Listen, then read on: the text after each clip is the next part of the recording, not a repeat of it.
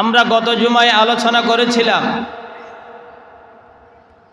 সন্তান কেন অবাধ্য হয় এবং সন্তান কি করলে অবাধ্য হবে না, এই বিষয়ের উপরে আমরা গত জুমায় আলোচনা করেছিলাম। আমরা কিয়ামতের আলামতে সুগরা,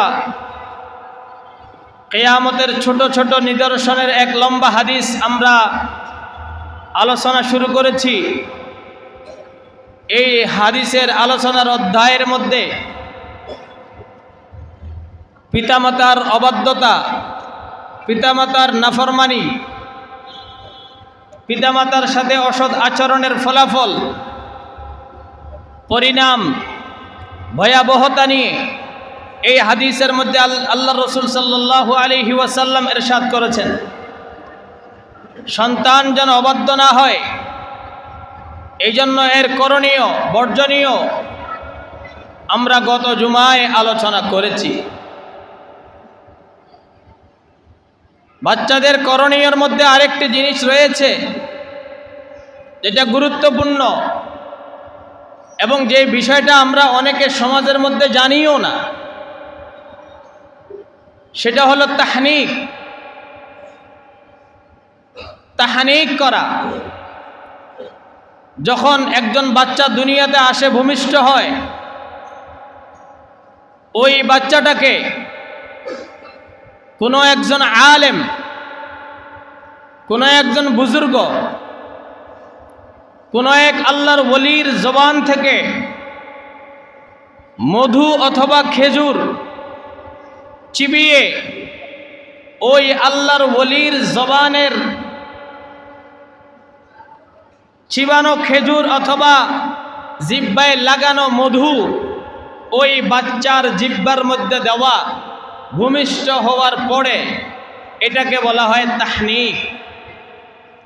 জনাবে মুহাম্মদুর রাসূলুল্লাহ সাল্লাল্লাহু আলাইহি ওয়াসাল্লাম হযরতে হাসান, হযরতে হুসাইন রাদিয়াল্লাহু তাআলা আনহুমা যখন ওনারা দুনিয়াতে ভূমিষ্ঠ হলেন, জনাবে মুহাম্মদুর রাসূলুল্লাহ সাল্লাল্লাহু আলাইহি ওয়াসাল্লাম তিনি তাদেরকে তাহনিক করেছেন।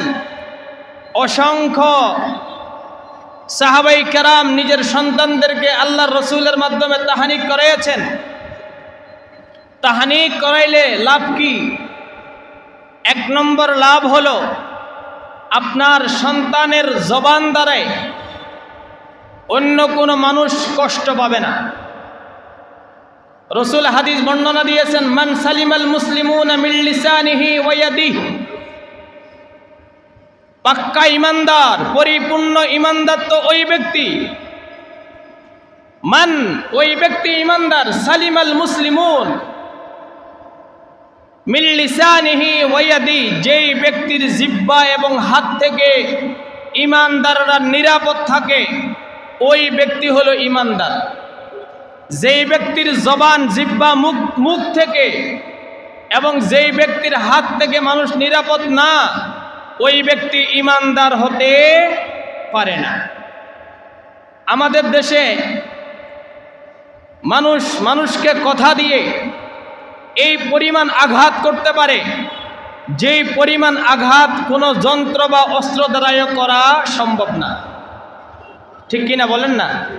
আরে কথার উত্তর তো হ্যাঁ বা না তো একটা বলবে। তাহলে মানুষকে কথা দিয়ে এই পরিমাণ আঘাত করা যায়, যে পরিমাণ আঘাত অস্ত্র দ্বারাই করা যায় না। এই জন্য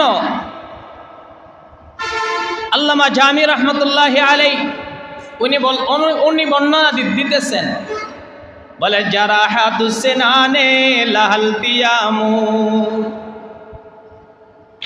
জারাহাতুস সিনানে লাহালতিয়ামু ওয়ালা ইয়ালতামু মা জারহাল লিসানু। বলে অস্ত্র দ্বারায়, তীর দ্বারায়, ধনুক দ্বারায়, কামান দ্বারায়, বন্দুক দ্বারায়, ছুরি দ্বারা কোনো ব্যক্তি যদি কাউকে আঘাত করে, বলে এই আঘাতের চিহ্ন মেডিসিন দিয়ে, ওষুধ দ্বারায় মুছে দেওয়া সম্ভব, চিহ্নকে নিশ্চিহ্ন করে দেওয়া সম্ভব, কিন্তু যেই আঘাতটা অন্তরের মধ্যে লেগেছে, যেই ক্ষত বিক্ষতটা মানুষের অন্তরে হৃদয়ে হয়েছে, বলে এই ক্ষত বিক্ষত জীবনও কোনোদিন শুকাবে না।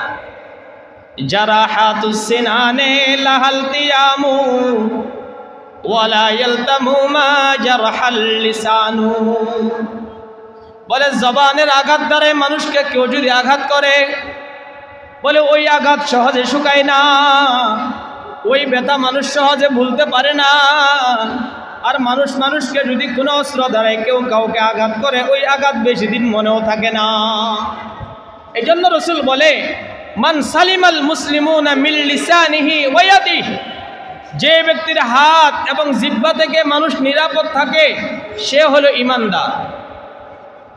তাহলে এই জিহ্বাকে, এই জবানটাকে মধুময় করবার জন্য, এই মুখটাকে মিষ্টিময় করবার জন্য, এই মুখটাকে কন্ট্রোল করবার জন্য এমন কিছু মানুষ দ্বারা তাহনিক করাইতে হয় যারা কোনোদিন গালি দিতে জানে না, যারা কোনোদিন কেউ কাউকে গালি দেয় না, যারা কোনোদিন আল্লাহর ইবাদত, আল্লাহর জিকির ছাড়া মুখেদি গান ইত্যাদি ফাহেসা কথা বলে না, তাদের দ্বারায় তাহনিক করাবেন।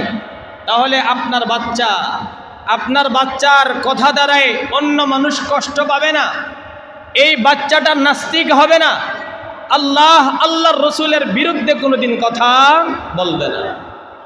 এখন তাহনিক কি জিনিস এটা মানুষ জানে না, না জানার কারণে এই আমল থেকে অনেক দূরে। এই জন্য সন্তানের কথা দ্বারায় বাপ মা পর্যন্ত আপনার আঘাতপ্রাপ্ত হচ্ছে, বহিরাগত মানুষ তো আছেই। এই জন্য আপনার সন্তানকে ভূমিষ্ঠ হওয়ার পরে আপনার তাহনিক করাবো, তাহনিক।